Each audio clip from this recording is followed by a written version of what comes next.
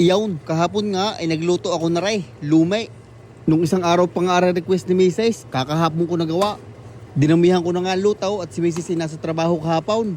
Ay alangang siya lang ang kakain, ay magkakaingitan. Hindi ko na nga nabidyuhan ang pagluluto ko na rin at ako nagmamadalay. Gayon lang naman uli ang pagluluto ko ng lumay. Ang naiba lang din ay gumamit na ako ng cassava starch. Mas gumanda ang lapaw at saka ang kulay.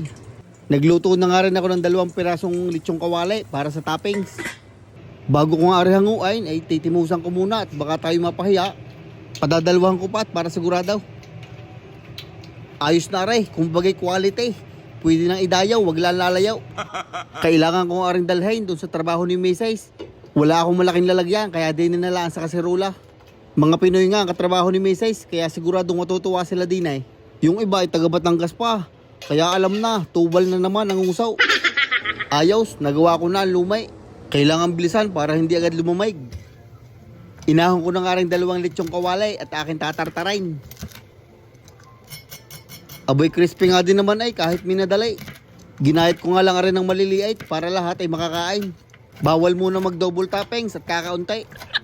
At aray na nga ang ating mga pantoppings. Medyo special aray, wala lang atay. Sinamahan ko rin ng toyo mansay at saka siling labuyaw. Sila na lang bahalang dumilin siya ng sibuyas at ubos na nandin I-deliver nga natin aray, kaya kinuha ko na rin aking DoorDash bag. Ako nga ho pala nagdo-DoorDash dati nung ako hindi pa nagbablog.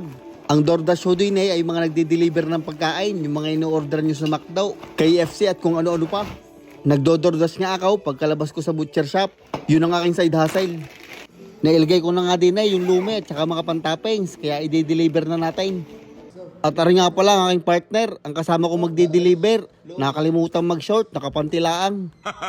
Size 30 nga daw ng hapaw ng break time nila ng Mrs. Kaya kailangan ko ng bilisan at size 28 na. Malapit lang naman sa amin yung trabaho ni Mrs. Kaya dumating kami ay size 32 ng hapaw. Iniintay lang namin lumabas si Mrs. para pick upin na rin. Hello, DoorDash for Maridina, number 613 L45. Thank you so much, Daddy. At syempre, maniningil tayo ng bayad. Isang tuka ay sapat na. May sukli pa nga, mamaya ko na lang ibibigay pag uwi. Iyon, another satisfied customer nga sa uulitin. Iyon, hanggang din na lang ang bidyong aray. Maraming salamat sa inyong palaging panunood.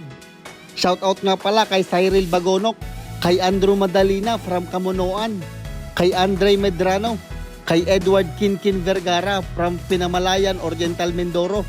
Shoutout din daw ho, sabi ng tatay, kay Allen at Adelita Padua Ano Nuevo from Cardona, Rizal.